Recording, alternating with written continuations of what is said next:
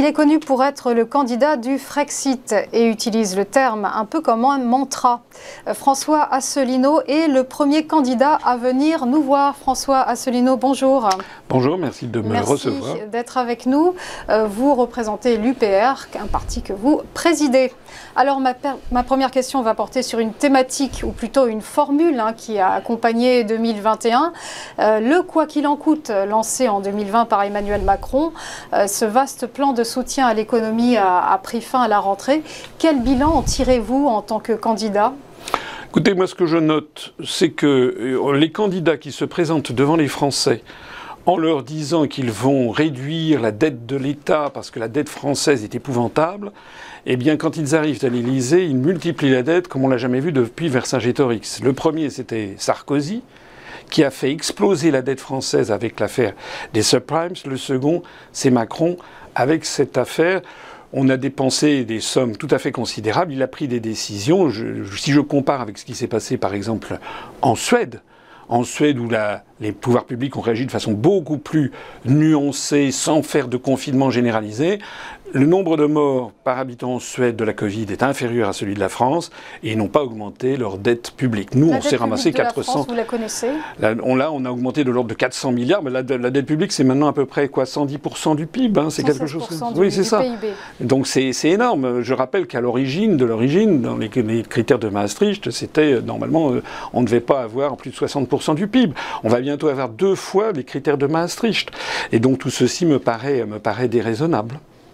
Alors vous proposez une sortie de l'Union européenne comme mesure phare, mais sans l'Europe, comment la France ferait-elle pour soutenir son économie en période pandémique ?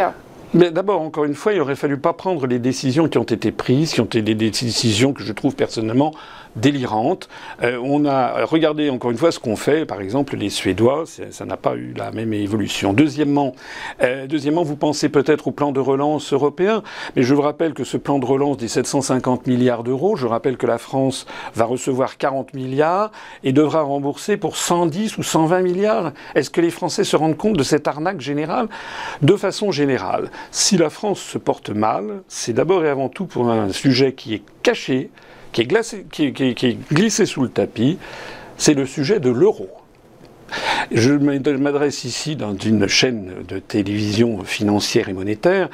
Tous les économistes savent que l'euro, la monnaie, est quelque chose d'essentiel dans la conduite d'une économie.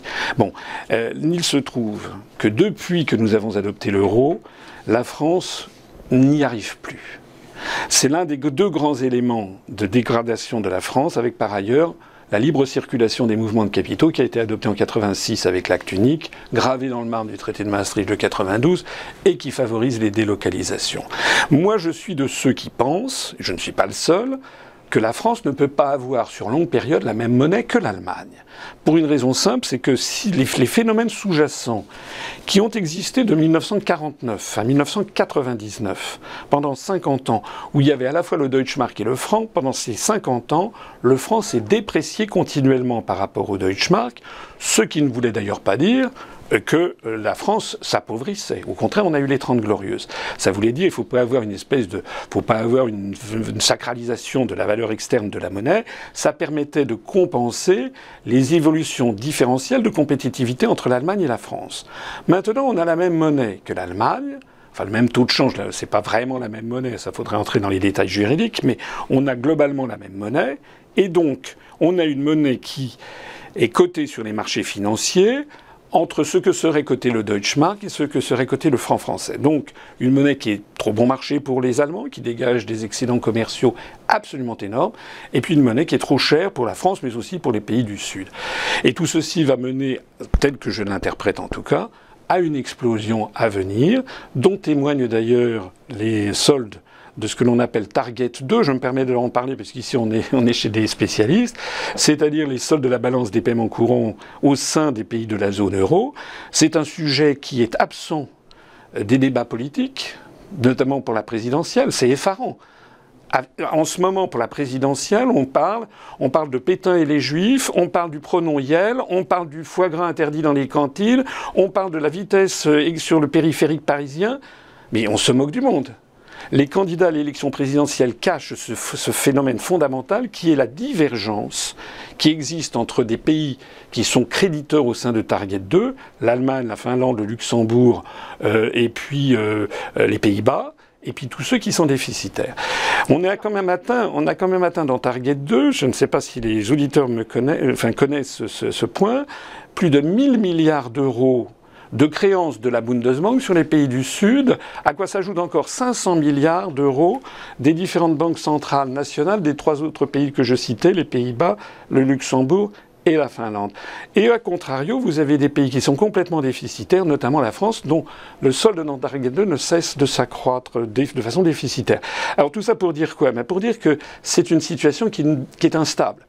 Et autre sujet qui n'est pas abordé pendant cette élection présidentielle, c'est le nouveau gouvernement allemand.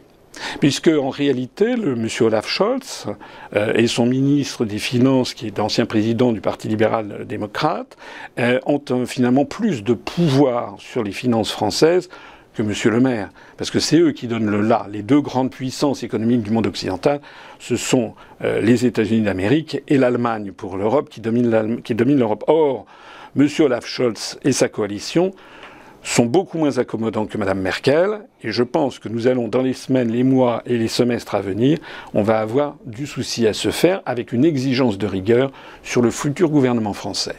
Alors, l'une des thématiques fortes de campagne, tout de même, abordée par tous les candidats, c'est le pouvoir d'achat. Le sujet macroéconomique du moment, c'est l'inflation. Vous savez qu'elle culmine à plus 2,8% en annuel actuellement en France. Le gouvernement a multiplié les gestes en faveur des ménages, chèque énergie, indemnité inflation, gel du prix du gaz. Et vous, quelles mesures envisagez-vous pour renforcer ce pouvoir d'achat? Alors, d'abord, je pense que le diagnostic est bon. C'est-à-dire, je pense que depuis un certain nombre d'années maintenant, la répartition de la plus-value entre le capital et le travail a exagérément profité au capital et pas suffisamment au travail. Donc il faut effectivement une relance par le pouvoir d'achat. D'ailleurs, quand on regarde les statistiques de l'INSEE, on voit que la pauvreté en France se développe. Les gens, les pauvres et les très pauvres, ne cessent d'augmenter depuis d'ailleurs le tournant de l'an 2000, c'est-à-dire depuis qu'on est en train d'assister aux conséquences des traités de Maastricht et de l'adoption de l'euro. Au même moment, vous avez à l'autre un centile, c'est-à-dire il y a peut-être quelques centaines, quelques milliers de personnes qui gagnent des sommes tout à fait considérables.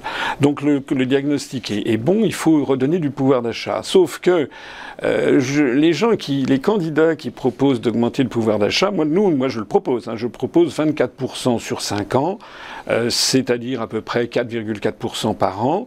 Alors En valeur réelle, compte tenu de l'inflation, déflatée. Cette proposition n'est-elle pas une aberration économique quand on sait que mécaniquement cette mesure alimenterait l'inflation? Oui. C'est-à-dire que les entreprises, elles vont indexer les salaires sur l'inflation et elles vont être obligées de hausser les prix afin de conserver leur marge. Alors, premièrement, s'agissant de l'inflation, moi, je suis d'une génération, si vous voulez, dans les années, quand j'étais étudiant à HEC, dans les années 70, on avait des taux d'inflation en France qui étaient de l'ordre de 14 à 15%. Avoir un taux de 2,8%, personnellement, ne m'effraie pas.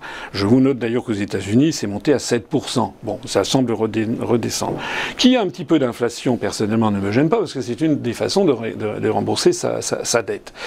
Deuxièmement, ce que je voulais dire, c'est que on ne peut pas augmenter le pouvoir d'achat des Français si on a un interdit. Or, Madame Christine Lagarde, présidente de la BCE, a fait savoir il y a quelques semaines, qu'il fallait que la BCE allait regarder très attentivement les évolutions nominales des salaires, justement pour ce que vous dites, pour lutter contre l'inflation, et donc elle veut s'opposer à ce que les augmentations de salaire soient supérieures au taux d'inflation calculé. Voilà.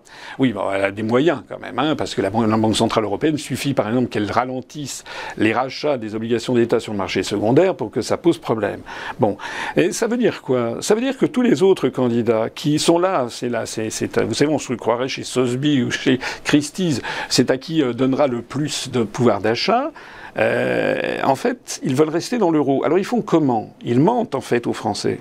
Moi, vous savez, je suis candidat à l'élection présidentielle pour dire la vérité aux Français. Je dis que si on veut redonner le pouvoir d'achat aux Français, il faut d'abord sortir de l'Union européenne et sortir de l'euro. Sinon, comme on a la même monnaie que l'Allemagne, Et comme on n'a plus ce système du taux de change qui permettait de retrouver de la compétitivité par rapport à l'Allemagne, parce que l'Allemagne, sur long terme, voit sa compétitivité augmenter plus rapidement que celle de la France, ça fait 50 ans que ça dure, c'est pour des raisons très structurelles sur comment dirais-je, le dissensus social, la tradition syndicale, la tradition politique, le tissu économique, le tissu des PME, etc. Donc ce sont des sujets qui ne peuvent pas se changer si facilement que ça. Eh bien, avant, on modifiait le taux de change, maintenant on n'a plus ce moyen. Ça veut dire que, et depuis maintenant les années 2000, c'est d'ailleurs ce que traduit l'INSEE, on est obligé de peser sur les salaires des Français. Et c'est d'ailleurs ce que demande Madame Lagarde. Alors, on peut bien entendu rester dans l'euro, hein, mais ça veut dire quoi? Ça veut dire que ça va se terminer, je pèse mes mots, hein, ça va se terminer par un feu d'artifice social général. Hein. Alors, il suffit de voir ce qui s'est passé avec les Gilets jaunes. La tension de la société française ne cesse de s'accroître. Et je dis que sur moyen et long terme, cette affaire de monnaie unique va finir par sauter au visage des dirigeants. Le Frexit, en termes de conséquences, en termes d'inflation, elle serait effective. Regardez ce qui se passe au Royaume-Uni, une inflation de 5,1%, un coût du Brexit estimé, selon des économistes de Bloomberg, à 215 milliards, soit plus que toute sa contribution, hein, ça on parle du Royaume-Uni, toute sa contribution à l'UE de 1973 à 2020. Pour la France, certains estiment, la Banque de France, qu'un Frexit coûterait 30 milliards par an. Oui, mais ça, c'est ce que... Vous savez, moi, ça ne m'impressionne absolument pas, ces chiffres, puisque nous avons affaire avec l'agence Bloomberg, c'est sur les porte-parole d'une catégorie bien particulière de la population. Moi, ce que je vois, c'est qu'il est de bon ton de dire que le Brexit est une horreur. Bon, on avait dit en 2016, d'ailleurs lorsque j'avais été candidat en 2017, que ça serait l'apocalypse. Je rappelle que M. Macron avait dit qu'il tendrait le tapis rouge devant les gens de la City qui viendraient. On nous avait expliqué qu'il y aurait 200 à 300 000 personnes qui quitteraient la City pour venir se réfugier en France. Bien. Qu'est-ce qui s'est passé? Rien, non seulement rien de tout ça, mais aujourd'hui, le taux de chômage au Royaume-Uni est de 4,6%. En France, il est de l'ordre de 8%. Et encore, c'est calculé de façon à minima, parce qu'il y a énormément de petits boulots qui sont cachés. La situation, oui, et le pouvoir d'achat en France est en baisse. Deuxièmement, le Royaume-Uni marque des points dans tous les domaines. On avait dit que ça allait s'isoler, qu'il allait s'effondrer, etc. Pas du tout. La place de Londres, la City, qui était la première place financière en Europe, fugacement, pendant quelques mois, s'est transférée. Enfin, Amsterdam est passé devant. Et puis c'est redevenu Londres. Les investissements étrangers sont maintenant les investisseurs mondiaux. Où est-ce qu'ils veulent s'installer? En Angleterre. D'ailleurs, Boeing a créé son nouveau siège social en Europe. Où ça? À Londres. Google a créé son nouveau siège social en Europe. Où ça? À Londres. La Royal Dutch Shell a transféré son siège social. Où ça? À Londres. En matière de diplomatie, les Anglais ont renoué avec leur puissance mondiale. Et ils nous ont, excusez-moi, mais ils nous ont fait un affront diplomatique majeur. Ils ont eu un grand succès avec la fameuse affaire des sous-marins et l'alliance États-Unis, Grande-Bretagne, Australie. C'est-à-dire qu'on a présenté aux Français, d'ailleurs on leur présente le Frexit comme si on voulait refermer la France sur elle-même, mais non, pas du tout. De même que le Brexit n'a pas refermé le Royaume-Uni sur lui-même, au contraire refait du Royaume-Uni une puissance mondiale. Justement, on va parler de l'emploi. Alors sur ce front-là, l'exécutif affiche de bons chiffres. Le chômage est au plus bas depuis 13 ans. 8,1% de demandeurs d'emploi et les prévisions de l'INSEE et de la Banque de France sont optimistes. Vous pensez-vous en capacité de faire mieux qu'Emmanuel Macron et avec quelles mesures? Eh bien, d'abord, je vous l'ai dit, la première chose à faire, c'est que, d'abord, il y a un décalage assez phénoménal entre les statistiques que vous évoquez et le ressenti de la population. Parce que M. Macron fait croire que tout se passerait... Pas les statistiques Non, mais il y a quand même un véritable problème, si vous voulez. C'est-à-dire qu'en France, il y a quand même énormément de gens qui sont au chômage, il y a énormément de petits boulots, il y a un problème de niveau de vie, on en a parlé tout à l'heure. Il y a également le sentiment de voir tout notre patrimoine, notamment industriel, filer à l'étranger, etc. Donc il n'y a pas... ou alors nous ne vivons pas dans le même pays, mais il me semble que en France, il y a quand même une morosité assez extraordinaire que l'on ne retrouve pas au Royaume-Uni. Parce que le Royaume-Uni a renoué avec quelque chose de tout à fait important, c'est l'espérance dans l'avenir, en tant que nation. En France, il y a une espèce de crise morale qui s'ajoute à toutes les crises, c'est une crise d'identité. C'est pas pour rien d'ailleurs que certains candidats essayent de surfer sur les questions identitaires, mais en déviant le sujet sur des questions sur l'immigration ou sur des questions racialistes, alors que le véritable... Oui, entre autres, alors que le véritable sujet, il est ailleurs. Comment sa campagne? Il bénéficie d'une promotion extraordinaire par M. Bolloré.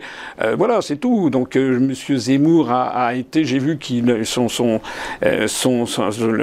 le temps qu'il a dans les médias pulvérise tout ce qu'on n'a jamais vu. Le Conseil supérieur de l'audiovisuel ne fait pas son travail. D'ailleurs, j'ai pris un rendez-vous pour aller voir le président du CSA au début de l'année prochaine. Donc si jamais il était qualifié pour le second tour, vous n'appelleriez pas à voter en sa faveur? Mais d'abord, je pense que la première chose à faire, vous savez, c'est qu'il faut que les candidats aient leurs 500 parrainages. Voilà.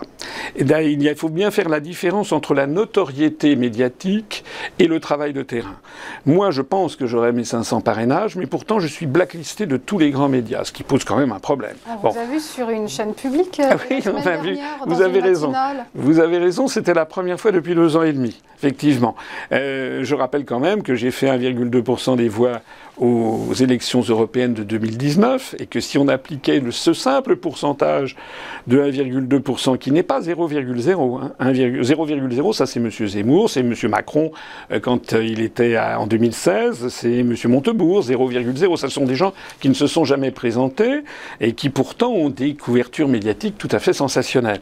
Nous, j'avais eu 1,2% des suffrages aux élections européennes. Si on appliquait ça au nombre de émissions politiques sur les 12 chaînes de télévision et de radio suivies par le CSA, je devrais passer sur une émission politique de grande tenue environ une fois tous les 15 jours ou toutes les 3 semaines. Je passe 0 fois.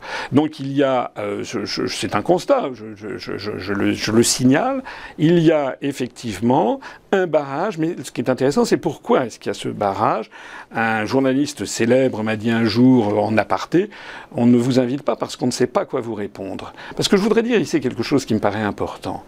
Quand on travaille dans la finance, vous voyez, moi j'ai fait HEC avant de faire l'ENA, je suis inspecteur général des finances, j'essaye de parler de sujets que je connais. Ce qui est très important, c'est de voir que les candidats qui se présentent à l'élection présidentielle, je pèse mes mots, sauf M. Macron, parce que maintenant il a été président, mais les autres candidats, je pèse mes mots, j'estime qu'ils ne sont pas du niveau. D'ailleurs, je ne suis pas le seul, puisque c'était ce que Xavier Bertrand lui-même avait dit à Éric Zemmour, qu'il l'a consigné dans son dernier ouvrage, où Xavier Bertrand avait avoué « je ne suis pas du niveau, mais les autres non plus ». J'espère que vous allez... Ce qu'il faudrait, j'en parlais tout à l'heure, il faudrait que une chaîne de télévision, devant les Français par exemple, fasse une espèce de questionnaire sur les questions économiques et financières. Par exemple, demander à Mme Le Pen, à Mme Pécresse, à M. Jadot, à Mme Hidalgo, comment fonctionne l'euro? Qu'est-ce que c'est que Target 2? Qu'est-ce que c'est? Est-ce qu'il y a encore des banques centrales nationales? Est-ce que c'est une monnaie unique ou une monnaie commune? Comment les Allemands appellent-ils l'euro? Je vous assure qu'ils ne savent pas de quoi ils parlent. C'est quand même absolument tragique. Et je dirais un point. Reprenez le débat qu'il y a eu en 1974 entre Valéry Giscard d'Estaing et François Mitterrand au 2e tour de l'élection présidentielle. Vous verrez le niveau. Il était question de la monnaie, il était question des taux d'intérêt, il n'était pas comme aujourd'hui, c'était une espèce de blougi-blouga comme ça, où on parle de choses comme ça, on fait des punchlines, on parle de sujets sociétaux qui n'ont qui n'ont pas l'importance stratégique qu'on leur donne. Pourquoi? Parce qu'en fait, tout se passe comme si les candidats qui se présentaient à l'élection présidentielle française avaient intégré le fait que la France n'est plus qu'une puissance subordonnée, qui n'est plus maîtresse ni de sa monnaie, ni de sa diplomatie, ni de sa stratégie militaire. J'ai 2 dernières questions, vous allez me répondre très rapidement. Alors, oui. Vous avez eu le Covid en juillet dernier, vous étiez opposé au pass sanitaire. Est-ce que vous êtes vacciné depuis? Ah ben non. Non, puisque je suis encore sous l'empire de mon QR code. Franchement, j'aimerais. Ça fait 6 mois, oui, je sais. Mais attends, je me suis renseigné. J'ai jusqu'à la fin janvier. Moi, alors déjà, je ne suis pas hostile au vaccin par principe. En revanche, ce que je voudrais, c'est avoir le choix des vaccins et être sûr que ce sont des vaccins. Voilà. C'est-à-dire, moi, personnellement, dans mon programme, je préconise la liberté vaccinale, surtout pour une maladie qui est quand même très peu létale. Hein, c'est pas la tuberculose dont on parle. On ne parle pas non plus de la peste noire. On parle d'une maladie avec le dernier variant Omicron. J'ai vu un titre de journal qui montrait qu'au Royaume-Uni, on avait trouvé le premier mort de ce variant Omicron. Donc c'est une maladie qui est quand même très très peu létale. Eh bien moi j'estime que j'ai le droit de savoir ce que l'on m'injecte dans le corps. Et je ne vois pas pourquoi la France interdit par exemple le vaccin chinois qui est fait selon la méthode de grand-mère avec un virus désactivé. Très rapidement, dernière question. Peut-on être candidat à l'élection présidentielle et être en même temps mis en examen comme vous l'êtes actuellement? Oui, tout à fait, parce que d'abord c'est une affaire qui est tout à fait vide, j'en suis tout à fait certain. Deuxièmement, j'ai un casier judiciaire vierge totalement, qui n'est pas le cas d'autres candidats. Et puis troisièmement, il faut que si on va par là, il faut qu'on s'intéresse à toutes les affaires qui concernent les autres candidats. Et si vous voulez, c'est très facile d'essayer de torpiller un candidat en lui lançant dans les pattes une boule puante. C'est un procédé connu. Ce qui prouve au passage on peigne fin certainement toutes mes affaires fiscales, financières, etc. et qu'on n'a rien trouvé, donc il faut bien lancer quelque chose. Merci beaucoup, Monsieur Asselineau, de nous avoir accompagnés. Je rappelle que vous êtes candidat à l'élection présidentielle. Merci. Et vous représentez l'UPR.